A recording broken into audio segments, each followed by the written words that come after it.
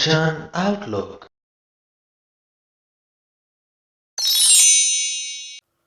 ਸਤਨਾਮ ਸ਼੍ਰੀ ਵਾਹਿਗੁਰੂ ਜੀ। ਸ਼੍ਰੀ ਗੁਰੂ ਗ੍ਰੰਥ ਸਾਹਿਬ ਜੀ ਦੇ 581ਵੇਂ ਅੰਗ 'ਤੇ ਵਿਰਾਜਮਾਨ ਗੁਰਬਾਣੀ ਦੇ ਵਿੱਚ ਗੁਰੂ ਨਾਨਕ ਸਾਹਿਬ ਗੱਲ ਕਰਦੇ ਨੇ ਕਰਮਾਂ ਦੀ, ਕੀਤੇ ਕਰਮਾਂ ਦੇ ਲੇਖੇ ਜੋਖੇ ਦੀ ਅਤੇ ਮੌਤ ਦੀ। ਅਸੀਂ ਜਾਣਾਂਗੇ ਕਿ ਮੌਤ ਸਾਡੀ ਜ਼ਿੰਦਗੀ ਦੀ ਕੀਮਤ ਨੂੰ ਵਧਾਉਂਦੀ ਹੈ ਜਾਂ ਘਟਾਉਂਦੀ ਹੈ। ਜੇ ਮੌਤ ਦਾ ਕਨਸੈਪਟ ਨਾ ਹੋਵੇ ਜੀਵਨ ਦੇ ਵਿੱਚ, ਜੇ ਕਿਸੇ ਵੀ ਚੀਜ਼ ਦੇ ਖੁੱਸ ਜਾਣ ਦਾ ਆਪਸ਼ਨ ਨਾ ਹੋਵੇ ਤਾਂ ਉਸ ਚੀਜ਼ ਦੀ ਕੀਮਤ ਕਿੰਨੀ ਕੁ ਰਹਿ ਜਾਂਦੀ ਹੈ। ਆਓ ਜਾਣੀਏ। ਵਡਹੰਸ ਮਹਿਲਾ ਪਹਿਲਾ, ਜਿਨ ਜਗ ਸਿਰਜ ਸਮਾਇਆ, ਸੋ ਸਾਹਿਬ ਕੁਦਰਤ ਜਾਣੋ ਵਾ। ਸੱਚੜਾ ਦੂਰ ਨਾ ਭਾਲੀਐ, ਘਟ ਘਟ ਸ਼ਬਦ ਪਛਾਣੋ ਵਾ। ਜਿਨ ਜਗ ਸਿਰਜ, ਜਿਸ ਪਰਮਾਤਮਾ ਨੇ ਇਸ ਜਗਤ ਨੂੰ ਪੈਦਾ ਕੀਤਾ, ਸਿਰਜਿਆ, ਸਮਾਇਆ, ਤੇ ਫਿਰ ਇਸੇ ਜਗਤ ਦੇ ਵਿੱਚ ਹੀ ਉਹ ਪਰਮਾਤਮਾ ਸਮਾ ਗਿਆ। ਜਿਸ ਪਰਮਾਤਮਾ ਨੇ ਇਸ ਜਗਤ ਨੂੰ ਪੈਦਾ ਕੀਤਾ ਤੇ ਫਿਰ ਇਸ ਜਗਤ ਦੇ ਵਿੱਚ ਉਹ ਸਮਾ ਗਿਆ, ਸੋ ਸਾਹਿਬ ਕੁਦਰਤ ਜਾਣੋ ਵਾ। ਉਸ ਮਾਲਕ ਨੂੰ ਇਸ ਕੁਦਰਤ ਦੇ ਵਿੱਚ ਵਸਦਾ ਸਮਝੋ। ਸੱਚੜਾ ਦੂਰ ਨਾ ਭਾਲੀਐ।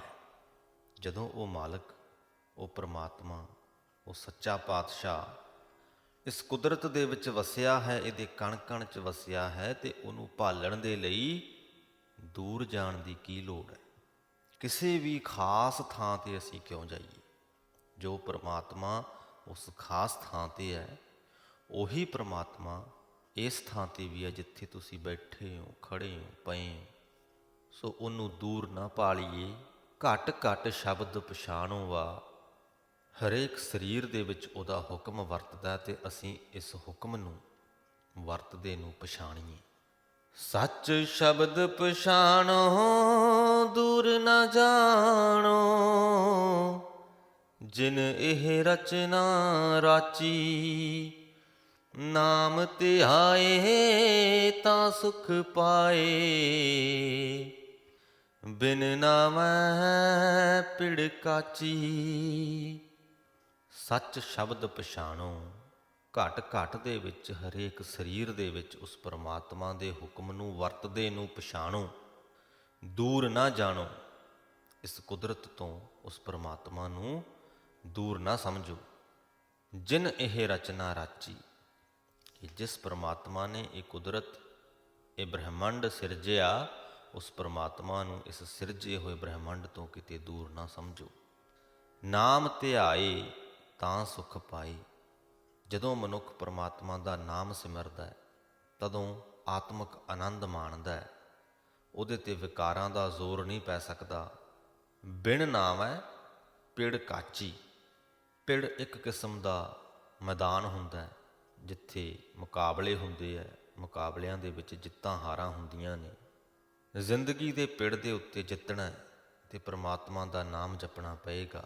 ਬਿਨ ਨਾਮ ਹੈ ਪਿੜ ਕਾਚੀ ਤੋਂ ਭਾਵ ਹੈ ਕਿ ਜੇਕਰ ਅਸੀਂ ਨਾਮ ਨਹੀਂ ਜਪਦੇ, ਪਰਮਾਤਮਾ ਦੇ ਨਾਲ ਨਹੀਂ ਜੁੜੇ ਹੋਏ, ਤੇ ਅਸੀਂ ਪਿੜ ਦੇ ਕੱਚੇ ਹਾਂ, ਯਾਨੀ ਕਿ ਕੱਚੇ ਖਿਡਾਰੀ ਹਾਂ। ਵਿਕਾਰਾਂ ਦੇ ਟਾਕਰੇ 'ਤੇ ਜਿੱਤਣ ਤੋਂ ਅਸਮਰੱਥ ਹਾਂ। ਜਿਨ ਥਾਪੀ ਬਿਦ ਜਾਣੈ ਸੋਈ, ਕਿਆ ਕੋ ਕਹੈ ਵਖਾਣੋ।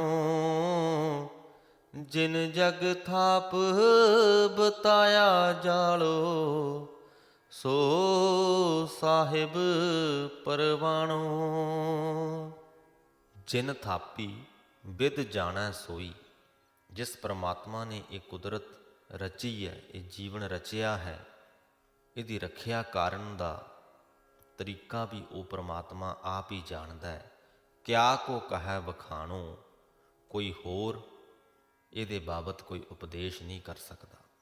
ਕੋਈ ਵੀ ਇਨਸਾਨ, ਕੋਈ ਹੋਰ ਜੀਵ ਇਸ ਵਿਧੀ ਨੂੰ ਬਿਆਨ ਨਹੀਂ ਕਰ ਸਕਦਾ ਕਿ ਉਹ ਪਰਮਾਤਮਾ ਇਸ ਕੁਦਰਤ ਦੀ ਰੱਖਿਆ ਕਿਵੇਂ ਕਰਦਾ ਹੈ, ਕਿੱਥੇ ਕਿੱਥੇ ਕਰਦਾ ਹੈ। ਅਸੀਂ ਇਹ ਦੇਖ ਸਕਦੇ ਹਾਂ ਪਰ ਉਹ ਪ੍ਰਮਾਤਮਾ ਇੰਨੇ ਵੱਡੇ ਤਾਮ-ਝਾਮ ਨੂੰ ਕਿਵੇਂ ਮੈਨੇਜ ਕਰਦਾ ਹੈ, ਇਹਦੇ ਬਾਰੇ ਅਸੀਂ ਜੀਵ ਕੁਝ ਨਹੀਂ ਕਹਿ ਸਕਦੇ।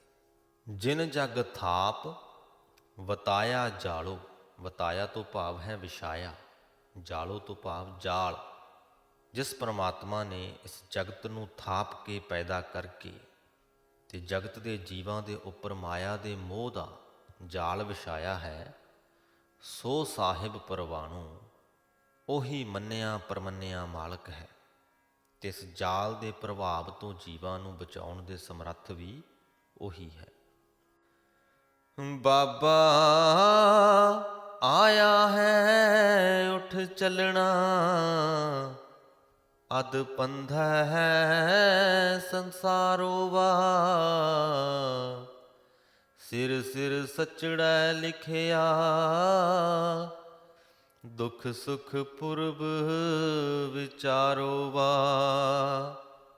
ਇਹ ਭਾਈ, ਜਿਹੜਾ ਵੀ ਜੀਵ ਜਗਤ ਦੇ ਵਿੱਚ ਜਨਮ ਲੈ ਕੇ ਆਇਆ ਹੈ, ਉਸਨੇ ਜ਼ਰੂਰ ਇੱਥੋਂ ਚਲੇ ਜਾਣਾ ਹੈ। ਬਾਬਾ ਆਇਆ ਹੈ ਉੱਠ ਚੱਲਣਾ, ਅਧ ਪੰਧਾ ਹੈ ਸੰਸਾਰ ਓਪਾ। ਅਧ ਪੰਧਾ ਤੋਂ ਭਾਵ ਕਿ ਅੱਧ ਵਾਟੇ ਸਫ਼ਰ ਦੇ ਵਿੱਚ ਵਿਚਾਲੇ, ਕਿ ਜਿਹੜਾ ਵੀ ਜੀਵ ਪੈਦਾ ਹੋਇਆ ਉਹਨੇ ਇੱਕ ਦਿਨ ਖਤਮ ਵੀ ਹੋਣਾ, ਮਰਨਾ ਵੀ ਹੈ। ਪਰ ਉਸ ਸਫ਼ਰ ਦੇ ਦੌਰਾਨ, ਜਨਮ ਲੈਣ ਤੋਂ ਲੈ ਕੇ ਮਰਨ ਤੱਕ ਦੇ ਸਫ਼ਰ ਦੇ ਦੌਰਾਨ ਵੀ ਉਹ ਜਨਮ ਮਰਨ ਦੇ ਗੇੜ 'ਚ ਫਸਿਆ ਰਹਿੰਦਾ। ਕਿਵੇਂ ਫਸਿਆ ਰਹਿੰਦਾ? ਛੋਟੀ ਛੋਟੀ ਖੁਸ਼ੀ ਨੂੰ ਲੋਚਦਾ ਹੈ। ਜਦੋਂ ਖੁਸ਼ ਹੁੰਦਾ ਹੈ ਤਾਂ ਸਭ ਕੁਝ ਭੁੱਲਿਆ ਹੁੰਦਾ, ਕਹਿ ਲਓ ਕਿ ਜੀਵਤ ਹੁੰਦਾ, ਜੀਵਨ ਦਾ ਆਨੰਦ ਮਾਣ ਰਿਹਾ ਹੁੰਦਾ। ਤੇ ਥੋੜ੍ਹਾ ਜਿਹਾ ਕੋਈ ਦੁੱਖ ਆ ਜਾਵੇ ਤੇ ਇੰਜ ਹੋ ਜਾਂਦਾ ਜਿਵੇਂ ਕੋਈ ਉਹਨੂੰ ਮੌਤ ਪੈ ਗਈ ਹੋਵੇ, ਉਹਦਾ ਮਰਨ ਹੋ ਜਾਂਦਾ। ਦੁੱਖ ਵੀ ਕੈਸੇ ਕੈਸੇ, ਕੋਈ ਵੱਡੀ ਭੀੜ ਤੁਹਾਡੇ ਤੇ ਆ ਜਾਵੇ, ਦੁਖੀ ਹੋਣਾ ਸੁਭਾਵਿਕ ਹੈ। ਪਰ ਅੱਜ ਦਾ ਮਨੁੱਖ ਜਿਹੜਾ ਹੈ, ਕੈਸੀਆਂ ਛੋਟੀਆਂ ਛੋਟੀਆਂ ਗੱਲਾਂ 'ਤੇ ਦੁਖੀ ਹੋ ਜਾਂਦਾ। ਕਿਸੇ ਨੇ ਤੁਹਾਡੀ ਕੋਈ ਗਲਤੀ ਤੁਹਾਨੂੰ ਦੱਸ ਦਿੱਤੀ, ਦੁਖੀ ਹੋ ਗਏ। ਸਫ਼ਰ ਕਰ ਰਹੇ ਹੋ, ਕਿਸੇ ਨੇ ਤੁਹਾਡੇ 'ਤੇ ਹਾਰਨ ਮਾਰਤਾ, ਤੁਸੀਂ ਦੁਖੀ ਹੋ ਗਏ। ਕੋਈ ਤੁਹਾਡੇ ਅੱਗੇ ਦੀ ਲੰਘ ਗਿਆ, ਤੁਸੀਂ ਦੁਖੀ ਹੋ ਗਏ। ਸੋਸ਼ਲ ਮੀਡੀਆ ਦਾ ਜ਼ਮਾਨਾ ਹੈ, ਤੁਸੀਂ ਆਪਦੀ ਕੋਈ ਫੋਟੋ ਪਾ ਦਿੱਤੀ, ਉਹਦੇ 'ਤੇ ਲਾਈਕ ਨਹੀਂ ਆਏ, ਤੁਸੀਂ ਦੁਖੀ ਹੋ ਗਏ। ਕਮੈਂਟਾਂ ਦੇ ਵਿੱਚ ਤੁਹਾਡੀ ਤਾਰੀਫ ਨਹੀਂ ਕੀਤੀ ਕਿਸੇ ਨੇ, ਤੁਸੀਂ ਦੁਖੀ ਹੋ ਗਏ। ਹਰ ਇਹ ਛੋਟਾ ਛੋਟਾ ਜਿਹੜਾ ਦੁੱਖ ਤੁਸੀਂ ਪਾਲਿਆ ਹੋਇਆ, ਉਹ ਇੱਕ ਮੌਤ ਹੈ। ਤੇ ਜਦੋਂ ਹੀ ਥੋੜ੍ਹੀ ਜਿਹੀ ਖੁਸ਼ੀ ਆਉਂਦੀ ਹੈ, ਤੁਹਾਡਾ ਜਨਮ ਹੋ ਜਾਂਦਾ। ਇੱਕ ਦਿਨ ਦੇ ਵਿੱਚ ਅਸੀਂ ਕਿੰਨੇ ਵਾਰ ਜਿਉਂਦੇ ਤੇ ਮਰਦੇ ਹਾਂ, ਤੇ ਪੂਰੇ ਜੀਵਨ ਦੇ ਵਿੱਚ ਗਿਣਤੀ ਨਹੀਂ ਕੀਤੀ ਜਾ ਸਕਦੀ ਕਿ ਅਸੀਂ ਕਿੰਨੇ ਵਾਰ ਜਿਉਂਦੇ ਹਾਂ ਤੇ ਕਿੰਨੇ ਵਾਰ ਮਰਦੇ ਹਾਂ। ਜੋ ਵੀ ਜੀਵ ਆਇਆ ਹੈ ਉਹਨੇ ਜਾਣਾ ਹੈ, ਪਰ ਉਸ ਸਫ਼ਰ ਦੇ ਦੌਰਾਨ ਵੀ ਅੱਧ ਵਾਟੇ ਫਸਿਆ ਹੋਇਆ, ਜਨਮ ਮਰਨ ਦੇ ਗੇੜ ਵਿੱਚ ਪਿਆ ਹੋਇਆ। ਸਿਰ ਸਿਰ ਸੱਚੜਾ ਲਿਖਿਆ ਦੁੱਖ ਸੁਖ, ਪੁਰਬ ਵਿਚਾਰੋ ਵਾ। ਹਰੇਕ ਜੀਵ ਦੇ ਸਿਰ ਤੇ ਮੱਥੇ ਤੇ ਉਸ ਪਰਮਾਤਮਾ ਨੇ ਦੁੱਖ ਤੇ ਸੁੱਖ ਭੋਗਣ ਦਾ ਲੇਖ ਲਿਖਿਆ ਹੈ। ਉਹਦੇ ਪੂਰਬਲੇ ਕੀਤੇ ਕਰਮਾਂ ਨੂੰ ਧਿਆਨ ਦੇ ਵਿੱਚ ਰੱਖਦੇ ਹੋਏ, ਜੇਕਰ ਤਾਂ ਅਸੀਂ ਜੀਵਨ ਦੀ ਨਿਰੰਤਰਤਾ ਨੂੰ ਮੰਨਦੇ ਹੋਏ ਚੱਲੀਏ, ਜਿਸ ਬਾਰੇ ਕਿ ਗੁਰਬਾਣੀ ਦੇ ਵਿੱਚ ਉਸ ਗੱਲ ਨੂੰ ਨਕਾਰਿਆ ਨਹੀਂ ਹੋਇਆ, ਤੇ ਬੜੇ ਥਾਈਂ ਇਸ ਗੱਲ ਦਾ ਜ਼ਿਕਰ ਵਾਕਈ ਆਉਂਦਾ ਹੈ ਕਿ ਜੋ ਸਾਡੀ ਰੂਹ ਹੈ, ਆਤਮਾ ਹੈ, ਜੀਵ ਆਤਮਾ, ਉਹ ਨਿਰੰਤਰ ਹੈ, ਸਰੀਰ ਬਦਲਦੀ ਰਹਿੰਦੀ ਹੈ। ਤਾਂ ਇਸ ਜਨਮ ਦੇ ਵਿੱਚ ਜੋ ਅਸੀਂ ਕਰਮ ਕਰ ਰਹੇ ਹਾਂ, ਅਗਲਾ ਜਨਮ ਜਦੋਂ ਅਸੀਂ ਲੈਣਾ ਹੈ, ਤਾਂ ਇਸ ਜਨਮ ਦੇ ਕਰਮਾਂ ਦੇ ਅਨੁਸਾਰ ਅਸੀਂ ਇੱਕ ਬੇਸ ਲਾਈਨ, ਇੱਕ ਨੀਂਹ ਲੈ ਕੇ ਪੈਦਾ ਹੋਵਾਂਗੇ। ਉਸ ਤੋਂ ਬਾਅਦ ਉਸ ਜਨਮ ਦੇ ਵਿੱਚ ਜੋ ਜੋ ਅਸੀਂ ਕਰਾਂਗੇ, ਉਹ ਸਾਡੇ ਕਰਮ ਬਣਦੇ ਜਾਣੇ ਨੇ, ਤੇ ਉਹਨਾਂ ਦੇ ਆਧਾਰ 'ਤੇ ਸਾਨੂੰ ਉਸੇ ਜਨਮ ਦੇ ਵਿੱਚ ਫਲ ਵੀ ਮਿਲਦੇ ਜਾਣੇ। ਅਸੀਂ ਮਨੁੱਖ ਹਾਂ। ਸਾਡੇ ਇਸ ਜਨਮ ਦੀ ਗੱਲ ਕਰੀਏ ਤਾਂ ਅਸੀਂ ਇੱਕ ਬੇਸ ਲਾਈਨ, ਇੱਕ ਨੀਂਹ, ਇੱਕ ਸ਼ੁਰੂਆਤੀ ਕਰਮ ਲੈ ਕੇ ਇਸ ਜਗਤ ਦੇ ਵਿੱਚ ਆਏ। ਉਹਨਾਂ ਦੇ ਆਧਾਰ 'ਤੇ ਸਾਡੇ ਜੀਵਨ ਦਾ ਜਿਹੜਾ ਸ਼ੁਰੂਆਤੀ ਸਮਾਂ ਸੀ ਉਹ ਚੱਲਿਆ। ਜਦੋਂ ਅਸੀਂ ਕੁਝ ਦਿਨਾਂ ਦੇ, ਕੁਝ ਹਫ਼ਤਿਆਂ ਦੇ, ਕੁਝ ਮਹੀਨਿਆਂ ਦੇ ਸਾਂ, ਅਸੀਂ ਕਿੱਦਾਂ ਦਾ ਬਿਹੇਵ ਕਰਦੇ ਸੀ। ਅਸੀਂ ਸ਼ਾਂਤ ਸੀ, ਚਿੜਚਿੜੇ ਸੀ, ਜਾਂ ਬਹੁਤ ਜ਼ਿਆਦਾ ਉਥਲ-ਪੁਥਲ ਕਰਦੇ ਸੀ। ਜਦੋਂ ਸਾਨੂੰ ਬਿਲਕੁਲ ਵੀ ਕੋਈ ਸਮਝ ਨਹੀਂ ਸੀ, ਉਦੋਂ ਅਸੀਂ ਕਿੱਦਾਂ ਦਾ ਬਿਹੇਵ ਕੀਤਾ, ਉਸ ਆਧਾਰ 'ਤੇ ਸਾਨੂੰ ਸਾਡੇ ਮਾਂ-ਪਿਓ ਵੱਲੋਂ, ਸਾਡੇ ਸਕੇ ਸੰਬੰਧੀਆਂ ਵੱਲੋਂ ਜੋ ਸਾਡੀ ਸਾਂਭ ਸੰਭਾਲ ਕਰਦੇ ਸੀ, ਉਹਨਾਂ ਤੋਂ ਇੱਕ ਖਾਸ ਤਰ੍ਹਾਂ ਦਾ ਵਿਵਹਾਰ ਵਾਪਸ ਮਿਲਿਆ। ਸਾਡੇ ਕਰਮਾਂ ਦੇ ਲੇਖੇ ਜੋਖੇ ਦੀ ਜਿਹੜੀ ਜ਼ਿੱਪ ਆ ਉਹ ਸ਼ੁਰੂ ਹੋ ਗਈ ਕਿ ਇੱਕ ਕੜੀ ਅਸੀਂ ਜੋੜੀ ਆਪਣਾ ਵਿਵਹਾਰ ਕਰਕੇ, ਦੂਜੀ ਕੜੀ ਸਾਡੇ ਕਰੀਬੀਆਂ ਨੇ ਜੋੜੀ ਉਸ ਬਦਲੇ ਆਪਣਾ ਵਿਵਹਾਰ ਦਿਖਾ ਕੇ। ਫਿਰ ਉਹਨਾਂ ਨੇ ਜਿੱਦਾਂ ਦਾ ਵਿਵਹਾਰ ਸਾਡੇ ਨਾਲ ਕੀਤਾ, ਉਹਦੇ ਆਧਾਰ 'ਤੇ ਸਾਡਾ ਵਿਵਹਾਰ ਥੋੜ੍ਹਾ ਬਹੁਤਾ ਬਦਲਿਆ, ਅਤੇ ਇਹ ਸਿਲਸਿਲਾ ਜਿਹੜਾ ਇੱਦਾਂ ਹੀ ਚੱਲਦਾ ਰਹਿੰਦਾ ਹੈ। ਅੱਜ ਤੁਸੀਂ ਜਿਸ ਸੰਗਤ ਦੇ ਵਿੱਚੋਂ ਤਾਂ ਹੋ ਕਿਉਂਕਿ ਅੱਜ ਤੋਂ ਪਿਛਲੇ ਸਮੇਂ ਦੇ ਵਿੱਚ ਤੁਹਾਡੇ ਵਿਚਾਰ ਉਸ ਤਰ੍ਹਾਂ ਦੇ ਸਨ। ਜੇਕਰ ਅੱਜ ਤੁਸੀਂ ਗੁਰੂ ਸਾਹਿਬ ਦੇ ਨਾਲ ਜੁੜੇ ਹੋ ਤਾਂ ਬਹੁਤ ਸਮਾਂ ਪਹਿਲਾਂ ਤੋਂ ਤੁਹਾਡੇ ਅੰਦਰ ਗੁਰੂ ਦੇ ਨਾਲ ਜੁੜਨ ਦਾ ਜਿਹੜਾ ਬੀਜ ਕਿਸੇ ਤਰੀਕੇ ਬੀਜਿਆ ਗਿਆ ਸੀ, ਉਸ ਬੀਜ ਦਾ ਫਲ ਅੱਜ ਤੁਹਾਨੂੰ ਮਿਲ ਰਿਹਾ ਹੈ ਕਿ ਤੁਸੀਂ ਗੁਰੂ ਦੇ ਲੜ ਲੱਗੇ ਹੋ। ਅੱਜ ਤੁਸੀਂ ਗੁਰੂ ਦੇ ਲੜ ਲੱਗੇ ਹੋ ਤਾਂ ਅੱਜ ਨਵੇਂ ਬੀਜ ਤੁਹਾਡੇ ਅੰਦਰ ਬੀਜੇ ਜਾ ਰਹੇ, ਇਹਨਾਂ ਦਾ ਫਲ ਤੁਹਾਨੂੰ ਅੱਗੇ ਜਾ ਕੇ ਮਿਲੇਗਾ। ਸਿਲਸਿਲਾ ਹੈ। ਜਿੱਪ ਦੀ ਉਦਾਹਰਣ ਬੜੀ ਵਧੀਆ ਹੈ ਕਿ ਇੱਕ ਕੜੀ ਜੁੜਦੀ ਹੈ, ਫਿਰ ਦੂਜੀ ਕੜੀ ਜੁੜਦੀ ਹੈ, ਅਤੇ ਇਹ ਸਿਲਸਿਲਾ ਚੱਲਦਾ ਰਹਿੰਦਾ ਹੈ। ਸੋ ਸਿਰ ਸਿਰ ਸੱਚੜਾ ਲਿਖਿਆ, ਦੁੱਖ ਸੁੱਖ ਪੁਰਬ ਵਿਚਾਰੋ ਬਾ। ਦੁੱਖ ਸੁੱਖ ਦੀਆ ਜਿਹਾ ਕੀਆ, ਸੋ ਨਿਭ ਹੈ ਜੀ ਨਾਲੇ। ਜਿਹੇ ਕਰਮ ਕਰਾਏ ਕਰਤਾ, ਦੂਜੀ ਕਾਰ ਨਾ ਭਾਲੇ। ਜਿਉ ਜਿਹਾ ਕਰਮ ਜੀਵ ਨੇ ਕੀਤਾ, ਉਹੋ ਜਿਹਾ ਦੁੱਖ ਤੇ ਸੁੱਖ ਪਰਮਾਤਮਾ ਨੇ ਉਸ ਨੂੰ ਦੇ ਦਿੱਤਾ। ਹਰੇਕ ਜੀਵ ਦੇ ਕੀਤੇ ਕਰਮਾਂ ਦਾ ਸਮੂਹ ਉਹਦੇ ਨਾਲ ਨਿਭਦਾ ਹੈ। ਜੋ ਵੀ ਕਰਮ ਅਸੀਂ ਕਰ ਲਿਆ, ਉਹਦਾ ਸੰਸਕਾਰ ਸਾਡੇ ਅੰਦਰ ਵਸ ਜਾਂਦਾ ਹੈ, ਉਹਦਾ ਨਿਚੋੜ ਸਾਡੇ ਅੰਦਰ ਵਸ ਜਾਂਦਾ ਹੈ, ਜਿਹੜਾ ਕਿ ਭਵਿੱਖ ਦੇ ਵਿੱਚ ਜਾ ਕੇ ਸਾਡੇ ਜੀਵਨ ਨੂੰ ਪ੍ਰਭਾਵਿਤ ਕਰਦਾ ਹੈ। ਪਰ ਜੀਵਾਂ ਦੇ ਵੀ ਕੀ ਬਸ, ਕਰਤਾਰ ਆਪ ਹੀ ਜਿਹੋ ਜਿਹੇ ਕਰਮ ਜੀਵਾਂ ਪਾਸੋਂ ਕਰਾਂਦਾ ਹੈ, ਉਹੀ ਕਰਮ ਜੀਵ ਕਰਦੇ ਨੇ। ਕੋਈ ਵੀ ਜੀਵ ਪ੍ਰਭੂ ਦੀ ਰਜ਼ਾ ਤੋਂ ਲਾਂਭੇ ਜਾ ਕੇ ਹੋਰ ਕੋਈ ਕੰਮ ਨਹੀਂ ਕਰ ਸਕਦਾ। ਜਿਹੇ ਕਰਮ ਕਰਾਏ ਕਰਤਾ, ਦੂਜੀ ਕਾਰ ਨਾ ਪਾਲੇ। ਆਪ ਨਿਰਾਲਮ ਧੰਦੈ ਬਾਧੀ, ਕਰ ਹੁਕਮ ਛੁਡਾਵਣ ਹਾਰੋ। ਅੱਜ ਕੱਲ ਕਰਦਿਆਂ ਕਾਲ ਵਿਆਪੈ, ਦੂਜੈ ਪਾਏ ਵਿਕਾਰੋ। ਆਪ ਨਿਰਾਲਮ ਧੰਦਾ ਬਾਧੀ। ਪਰਮਾਤਮਾ ਆਪ ਤਾਂ ਕਰਮਾਂ ਦੇ ਲੇਖੇ ਤੋਂ ਨਿਰਲੇਪ ਹੈ, ਪਰ ਲੁਕਾਈ ਨੂੰ, ਸੰਸਾਰ ਨੂੰ ਆਪੋ ਆਪਣੇ ਕੀਤੇ ਕਰਮਾਂ ਅਨੁਸਾਰ ਮਾਇਆ ਦੇ ਆਹਰ ਵਿੱਚ ਬੰਨ੍ਹ ਕੇ ਰੱਖਦਾ ਹੈ, ਅਤੇ ਮਾਇਆ ਦੇ ਇਹਨਾਂ ਬੰਧਨਾਂ ਤੋਂ ਛਡਾਉਣ ਦੇ ਸਮਰੱਥ ਵੀ ਪਰਮਾਤਮਾ ਆਪ ਹੀ ਹੈ। ਕਰ ਹੁਕਮ ਛਡਾਵਣ ਹਾਰੋ। ਅੱਜ ਕੱਲ ਕਰਦਿਆਂ ਕਾਲ ਵਿਆਪੈ, ਦੂਜਾ ਭਾਏ ਵਿਕਾਰੋ। ਪਰਮਾਤਮਾ ਦੇ ਨਾਮ 'ਚ ਜੁੜਨ ਦੀ ਜਦੋਂ ਗੱਲ ਆਉਂਦੀ ਹੈ ਤੇ ਮਨੁੱਖ ਟਾਲ ਮਟੋਲ ਹੀ ਕਰਦਾ ਰਹਿੰਦਾ ਕਿ ਅੱਜ ਕਰਦੇ ਹਾਂ, ਕੱਲ੍ਹ ਕਰਦੇ ਹਾਂ। ਇੰਝ ਅੱਜ ਕੱਲ੍ਹ ਕਰਦੇ ਸਮਾਂ ਨਿਕਲ ਜਾਂਦਾ ਅਤੇ ਮੌਤ ਆ ਦਬਾਉਂਦੀ ਹੈ। ਪ੍ਰਭੂ ਨੂੰ ਵਿਸਾਰ ਕੇ ਹੋਰ ਦੇ ਮੋਹ 'ਚ ਫਸਿਆ, ਮਾਇਆ ਦੇ ਮੋਹ 'ਚ ਫਸਿਆ ਮਨੁੱਖ ਵਿਅਰਥ ਕੰਮ ਕਰਦਾ ਰਹਿੰਦਾ ਹੈ। ਜਮ ਮਾਰਗ ਪੰਥ ਨਾ ਸੁਝਈ, ਉਜੜ ਅੰਧ ਗੁਬਾਰੋ ਵਾ। ਨਾ ਜਲ ਲੇਫ ਤੁਲਾਈਆਂ, ਨਾ ਭੋਜਨ ਪਰਕਾਰੋ ਵਾ। ਸਾਰੀ ਉਮਰ ਮਾਇਆ ਦੀ ਦੌੜ ਭੱਜ ਦੇ ਵਿੱਚ ਲੱਗਿਆ ਰਿਹਾ ਅਤੇ ਆਖਰ ਮੌਤ ਦਾ ਸਮਾਂ ਆ ਗਿਆ। ਜਮ ਮਾਰਗ, ਜਮ ਦਾ ਮਾਰਗ ਮਨੁੱਖ ਨੂੰ ਫੜਨਾ ਪੈ ਗਿਆ। ਪੰਥ ਨਾ ਸੁਝਈ, ਹੁਣ ਉੱਥੇ ਉਹਨੂੰ ਘੁੱਪ ਹਨੇਰਾ ਜਾਪਦਾ, ਕੋਈ ਰਸਤਾ ਨਹੀਂ ਲੱਭਦਾ। ਉਦੋਂ ਕੁਝ ਸੁਝਦਾ ਨਹੀਂ ਕਿ ਹੁਣ ਕੀ ਕਰਾਂ। ਜੇ ਧਿਆਨ ਦੇ ਨਾਲ ਇਹਨਾਂ ਪੰਕਤੀਆਂ ਨੂੰ ਅਸੀਂ ਪੜ੍ਹੀਏ ਤਾਂ ਦਰਅਸਲ ਮੌਤ ਆਉਣ ਤੋਂ ਬਾਅਦ ਦੀ ਗੱਲ ਨਹੀਂ ਹੋ ਰਹੀ। ਮੌਤ ਆਉਣ ਤੋਂ ਬਿਲਕੁਲ ਪਹਿਲਾਂ ਦੀ ਗੱਲ ਹੋ ਰਹੀ ਹੈ। ਜਦੋਂ ਮੌਤ ਸਾਹਮਣੇ ਹੈ, ਫਿਰ ਉਦੋਂ ਇਹਨੂੰ ਕੁਝ ਸੁੱਝਦਾ ਨਹੀਂ ਮਨੁੱਖ ਨੂੰ ਕਿ ਹੁਣ ਕੀ ਕਰੇ, ਕਿਵੇਂ ਇਸ ਮੌਤ ਦੇ ਚੰਗੁਲ 'ਚੋਂ ਨਿਕਲੇ। ਉਸ ਵਕਤ ਇਹਨੂੰ ਜ਼ਿੰਦਗੀ ਦੀ ਕੀਮਤ ਦਾ ਪਤਾ ਲੱਗਦਾ ਹੈ।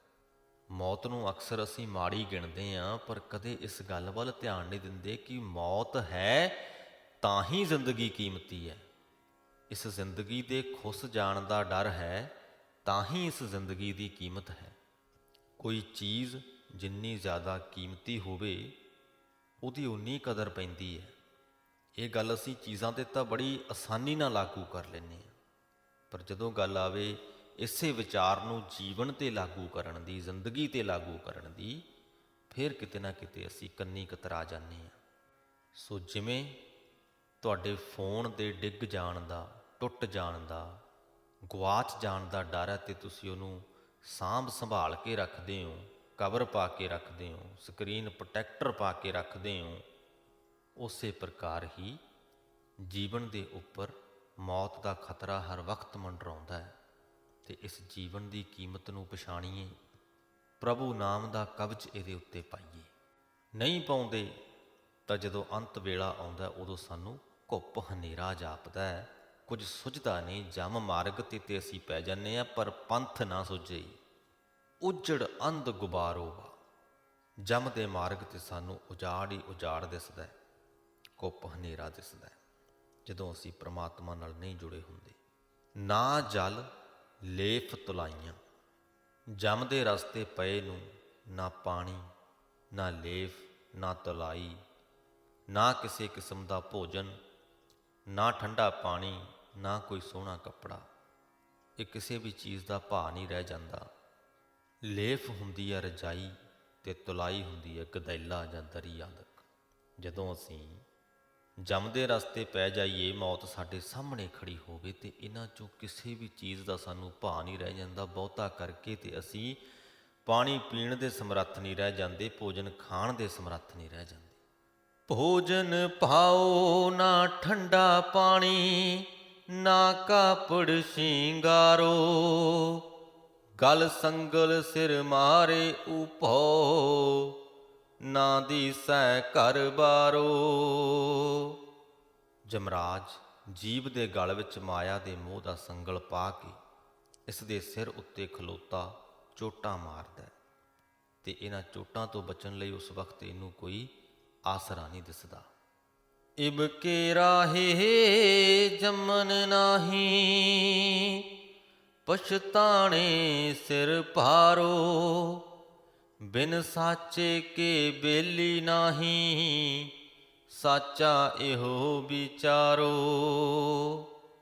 ਜਦੋਂ ਜੰਮ ਦੀਆਂ ਚੋਟਾਂ ਪੈ ਰਹੀਆਂ ਹੁੰਦੀਆਂ ਨੇ, ਜਦੋਂ ਮੌਤ ਸਾਹਮਣੇ ਦਿਸਦੀ ਹੁੰਦੀ ਹੈ, ਉਸ ਵਕਤ ਮਨੁੱਖ ਪਰਮਾਤਮਾ ਨੂੰ ਚੇਤੇ ਕਰਦਾ, ਉਹਦਾ ਨਾਮ ਸਿਮਰਨ ਕਰਦਾ। ਉਹਨੂੰ ਲੱਗਦਾ ਕਿ ਸ਼ਾਇਦ ਉਸ ਵਕਤ ਕੀਤੇ ਸਿਮਰਨ ਦੇ ਨਾਲ ਉਹਦੀ ਕੋਈ ਮਦਦ ਹੋ ਜਾਵੇ, ਪਰ ਇਬ ਕੇ ਰਾਹੇ ਜੰਮਨ ਨਾਹੀ, ਉਸ ਵਕਤ ਦੇ ਬੀਜੇ ਹੋਏ ਸਿਮਰਨ ਦੇ ਬੀਜ ਉਗਦੇ ਨੇ। ਇਹ ਸਿਮਰਨ ਦਾ ਬੀਜ ਪਹਿਲਾਂ ਬੀਜਣਾ ਪੈਂਦਾ ਜੀਵਨ ਦੇ ਵਿੱਚ। ਜੇ ਬੀਜਿਆ ਹੋਵੇ ਤੇ ਜਦ ਨੂੰ ਮੌਤ ਆਉਣੀ ਹੈ, ਉਦੋਂ ਨੂੰ ਉੱਗਿਆ ਹੁੰਦਾ ਹੈ, ਅਤੇ ਮੌਤ ਨੂੰ ਸਵੀਕਾਰ ਕਰਨਾ ਸਾਡੇ ਲਈ ਸੌਖਾ ਹੋ ਜਾਂਦਾ ਹੈ। ਫਿਰ ਅਸੀਂ ਮੌਤ ਤੋਂ ਭੱਜਦੇ ਨਹੀਂ, ਡਰਦੇ ਨਹੀਂ, ਉਹਦੇ ਤੋਂ ਬਚਣ ਦੀਆਂ ਕੋਸ਼ਿਸ਼ਾਂ ਨਹੀਂ ਕਰਦੇ, ਹੱਸ ਕੇ ਉਹਨੂੰ ਗਲੇ ਲਾ ਲੈਂਦੇ ਹਾਂ। ਜੇ ਨਹੀਂ ਬੀਜਦੇ ਜੀਵਨ ਦੇ ਦੌਰਾਨ ਸਿਮਰਨ ਦੇ ਬੀਜ, ਪਛਤਾਣੇ ਸਿਰ ਭਾਰੋ, ਫਿਰ ਅੰਤ ਵੇਲੇ ਪਛਤਾਉਂਦੇ ਹਾਂ। ਕੀਤੇ ਪਾਪਾਂ ਦਾ ਭਾਰ ਜਦੋਂ ਸਾਡੇ ਸਿਰ ਪਿਆ ਹੁੰਦਾ, ਜੋ ਲੈ ਨਹੀਂ ਸਕਦਾ। ਬਿਨ ਸਾਚੇ ਕੋ ਬੇਲੀ ਨਾਹੀਂ, ਸਾਚਾ ਇਹੋ ਵਿਚਾਰੋ। ਹੇ ਭਾਈ, ਇਸ ਅਟੱਲ ਵਿਚਾਰ ਨੂੰ ਚੇਤੇ ਰੱਖੋ ਕਿ ਸਦਾ ਥਿਰ ਰਹਿਣ ਵਾਲੇ ਪਰਮਾਤਮਾ ਤੋਂ ਬਿਨਾਂ ਹੋਰ ਕੋਈ ਸਾਥੀ ਨਹੀਂ ਬਣਦਾ। ਬਾਬਾ ਰੋਵੈ ਰਵੈ ਸੋ ਜਾਣੀਐ, ਮਿਲ ਰੋਵੈ ਗੁਣ ਸਾਰੇ ਵਾ, ਰੋਵੈ ਮਾਇਆ ਮੁਠੜੀ, ਤੰਦੜਾ ਰੋਵਣ ਰੇਵਾ।